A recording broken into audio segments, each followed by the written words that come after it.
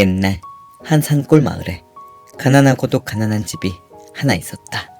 이 집엔 아버지, 어머니, 어린 딸 이렇게 셋이 살았는데 어린 딸이 없는 살림에 옷 투정과 밥 투정을 쉴 새 없이 해대는 바람에 항상 부모의 얼굴엔 수심이 가득했다.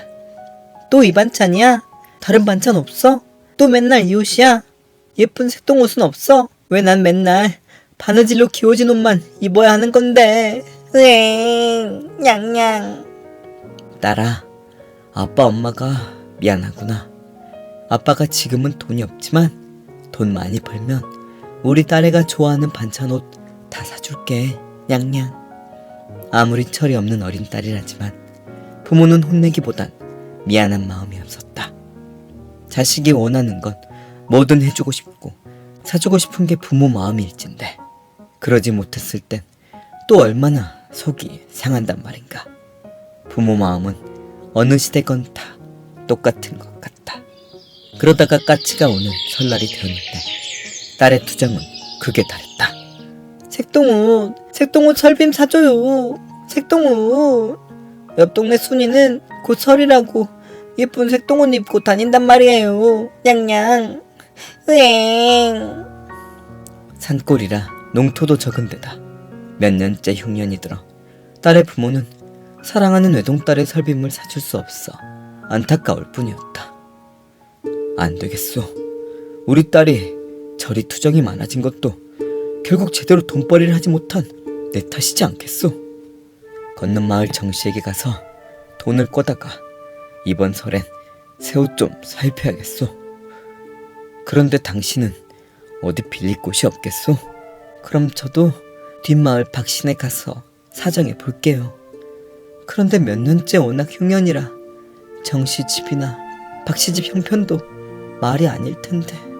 그래도 한번 다녀와 봅시다. 우리 딸, 아빠 엄마 잠시 나갔다 올 테니 집 잘 보고 있거라.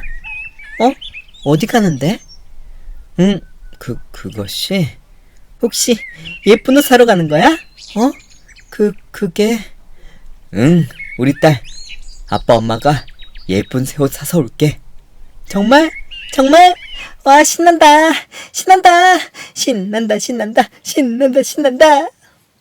속이 미어지면서도 딸이 저렇게 행복해하는 모습을 본 아버지는 어떻게든 돈을 빌려 딸의 새 옷을 사줘야겠다 다짐했다.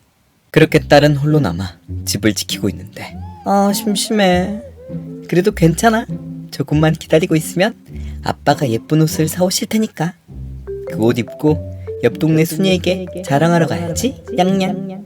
그런데 그렇게 돈이 없다고 난리였는데 아빠 엄마는 어찌 사오신다는 거지? 철이 덜 든 딸이었지만 어렴풋이 자신의 집이 가난한 살림이라는 건 알고 있었던 것이다. 에이, 몰라. 새 옷. 나는 설빔만 받으면 되지. 근데 정말 혼자 있으니 심심하네. 그런데 그때 벽과 장롱 사이에서 어린 생쥐 한 마리가 찍찍 소리를 내며 기어나왔다. 쥐다. 딸은 재빨리 쥐가 자신을 보고 도망가기 전에 낡은 문갑 뒤에 몸을 숨겼다. 그리곤 그 어린 생쥐를 호기심에 가득 찬 눈으로 바라보았다. 심심하던 차에 잘 되었다.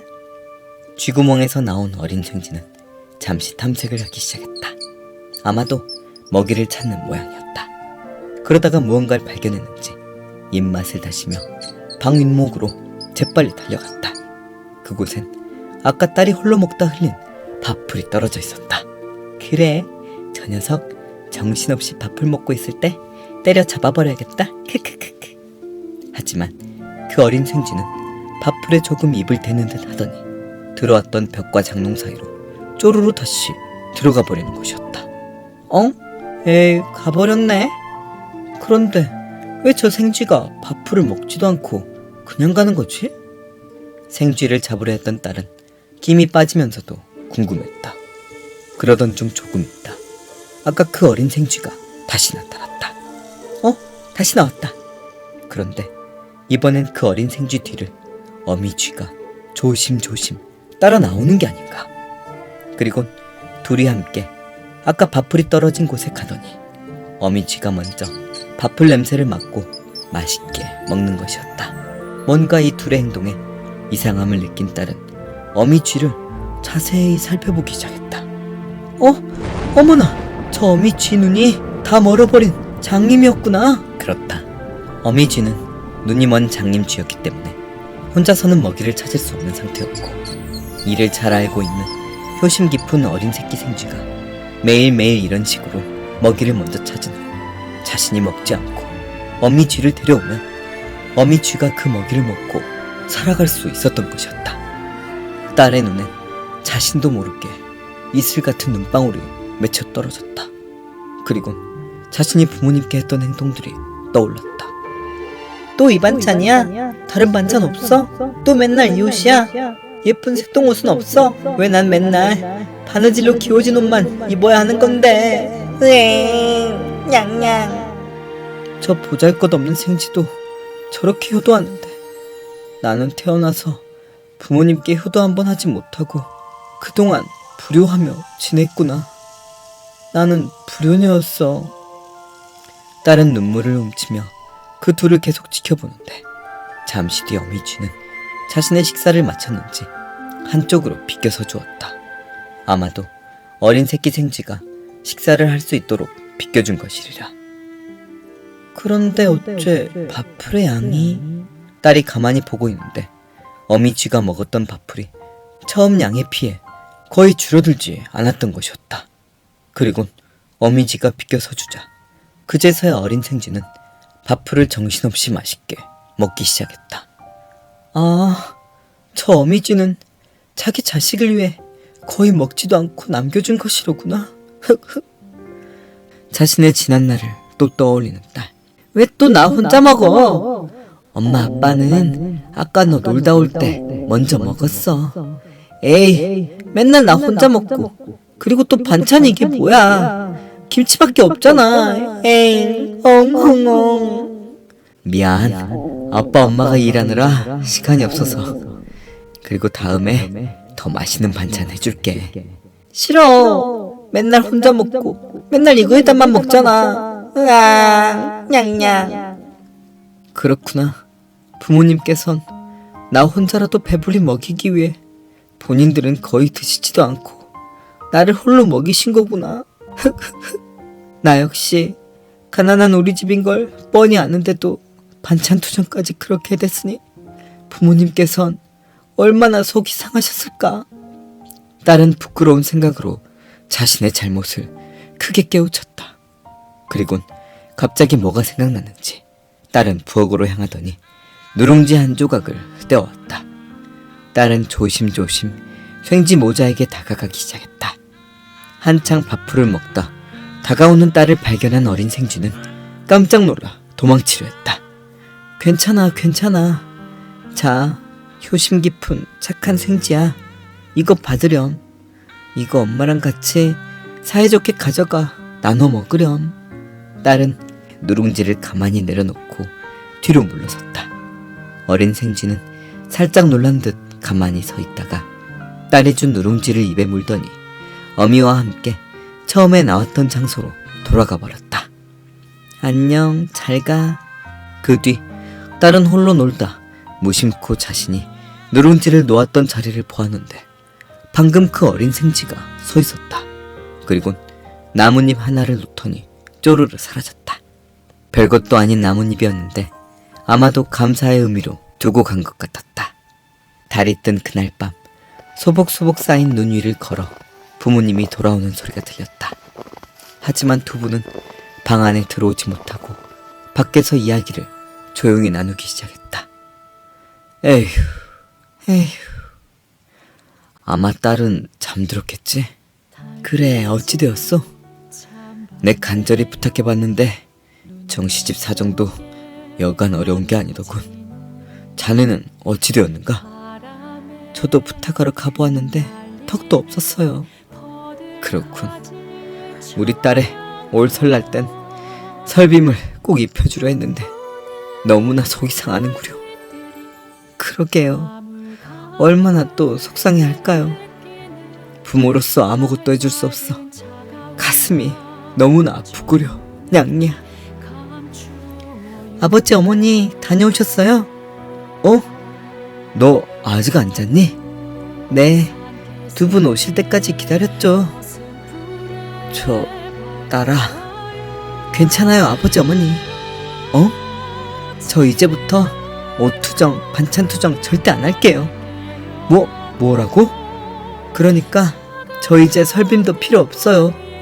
앞으론 아버지 밭일도 도와드리고 어머니 집안일도 열심히 도울 거예요. 이게 무슨 좋아요 여보? 딸이 하루 만에 철이 들었어요.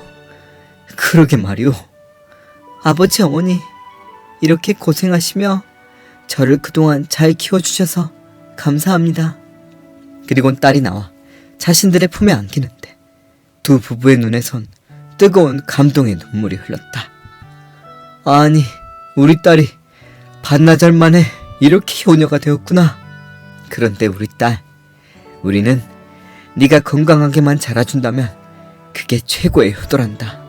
딸, 사랑해, 냥냥. 저도요, 냥냥. 그 뒤 딸은 부모님을 공경하며 효도하는 착한 딸이 되었고, 어린 생쥐가 나왔던 곳에 누룽지를 꾸준히 놓아두는 것도 잊지 않았다. 그때마다 생쥐는 감사의 의미로 나뭇잎, 나뭇가지, 돌멩이 등을 놓고 가곤 했다. 그러던 어느 날 어린 생쥐 녀석이 이번에도 보답이라며 무언가를 갖고 왔는데 평소와는 다르게 유난히도 반짝이는 노란빛을 내는 돌멩이였다. 오늘은 나뭇잎이나 그냥 돌이 아니네. 아버지, 이게 뭐예요? 응? 이건 딸아, 이걸 어디서 났느냐? 네? 왜요? 이건 황금이란다. 네?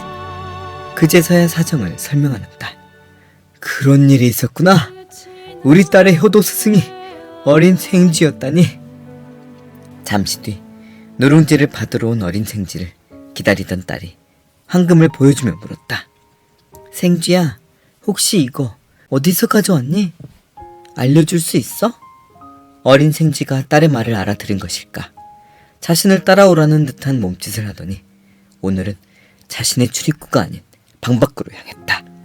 그렇게 딸은 아버지와 함께 산길을 타고 어린 생쥐를 따라가기 시작했다. 그리곤 길도 나지 않은 숲으로 조금 더 가다 보니 숲을 뒤에 작은 동굴이 나왔다. 이런 곳에 동굴이 있었구나.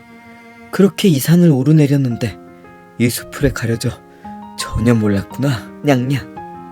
딸은 아버지와 함께 그 동굴에 들어갔는데 세상에, 동굴벽에 박혀있는 군데군데 황금 빛깔. 그렇다, 이 동굴은 황금이 가득 매장되어 있던 황금 광산이었던 것이었다. 그렇게 딸 가족은 큰 부자가 되었고 딸은 더욱더 부모님께 효도하며 공경하고 행복하게 살았다. 당연히 모자취도 극진한 대접을 받으며 어쩌면 부모님께 효도하며 착하게 지낸 딸과 효도하는 쥐 모자에게 하늘에서 복을 준 것일지도 모르겠다. 구독자님, 오늘은 우리를 이렇게 소중히 길러주신 부모님을 한 번씩 떠올려 보시면 어떠시런지요?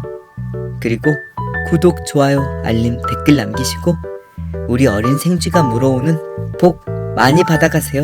냥냥. 감사합니다. 냥냥.